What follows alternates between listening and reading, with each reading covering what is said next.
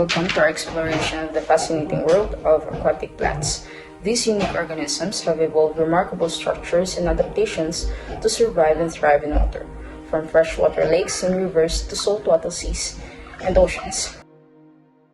In today's presentation, we will delve into the morphology of aquatic plants, focusing on three critical aspects of their structure: root structures and anchoring mechanisms, leaf adaptations for buoyancy and light capture, and stem modification for support and flexibility in moving water. Let's begin by examining one of the most crucial parts of an aquatic plant, the root system. Roots serves as the plant's anchor and nutrient source in terrestrial environments, but in water, they face a unique set of challenges. Water's buoyancy and often unstable substrate require specialized adaptations for both stability and nutrient uptake. In many aquatic environments, the soil can be soft or inconsistent, which makes anchoring a plant more difficult.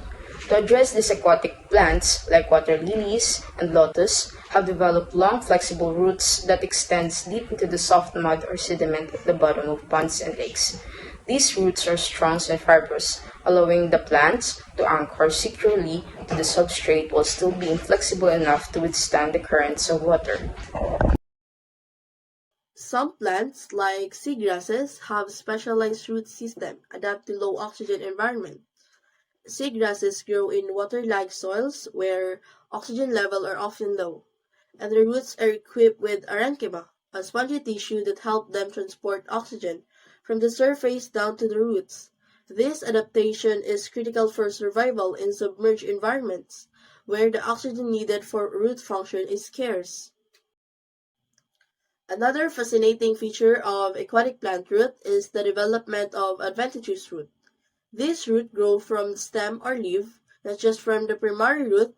This adaptation helps the plant stay anchored even when the main root system is distributed or when the plant needs extra stability in areas with strong water movement. Aquatic plants in tidal or estuarine environments, such as mangroves, have evolved prop roots, which grow horizontally from the stem and stretch out into the waters. These roots provide both structural support and access to oxygen, enabling the plant to thrive in fluctuating water levels and brackish conditions. Next, let's explore the leaves of aquatic plants. Leaves are vital for photosynthesis, allowing plants to convert sunlight into energy. However, in the aquatic environment, leaves must overcome the challenge of staying above the water for light capture, while also dealing with the buoyancy of water itself. Take the water lily for example. These iconic plants have broad, flat leaves that float on the water surface, maximizing exposure to sunlight. To help them stay afloat, the leaves are covered in a waxy coating, which repels water and ensures buoyancy. This coating also serves to prevent debris from accumulating on the leaves, helping them maintain their ability to capture sunlight effectively. Floating plants like duckweed and water hyacinth take advantage of air-filled cavities within their leaves. These cavities reduce the plant's overall density, making it buoyant and allowing it to float effortlessly on the water surface. By staying on the surface, these plants can maximize their exposure to sunlight for photosynthesis, an essential process for their growth. In contrast to floating plants, may submerged plants such as Althea or eelgrass have developed narrow, elongated leaves. These leaves allow them to absorb light more efficiently in the deeper, murkier waters. Since light diminishes as it penetrates water, these plants are adapted to grow in clusters or patches to ensure they can capture enough light. Their elongated leaves also reduce the drag from moving water, making them more efficient in flowing environments. Some submerged plants, like pondweeds, have transparent leaves that allow light to pass through them, reaching deeper parts of the plant. This adaptation enables this plant to survive in deeper water or areas where sunlight is limited, ensuring that the plants can still photosynthesize even when the light is scarce.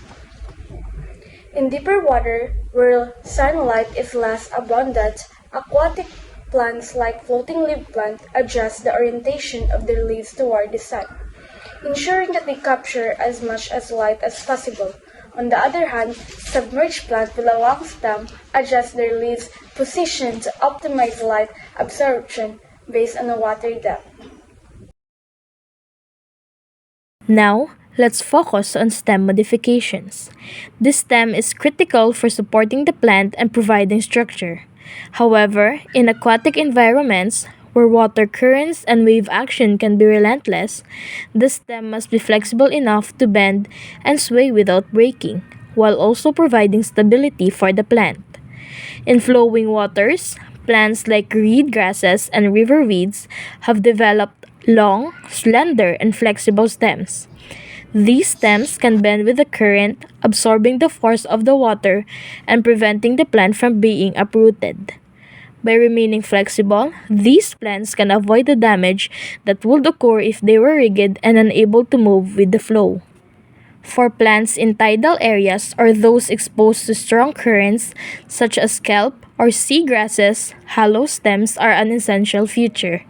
These stems help reduce resistance against the water's flow, and the air pockets inside the stems provide buoyancy. Hollow stems also help keep the plants upright, ensuring that the leaves can stay near the surface for maximum sunlight exposure.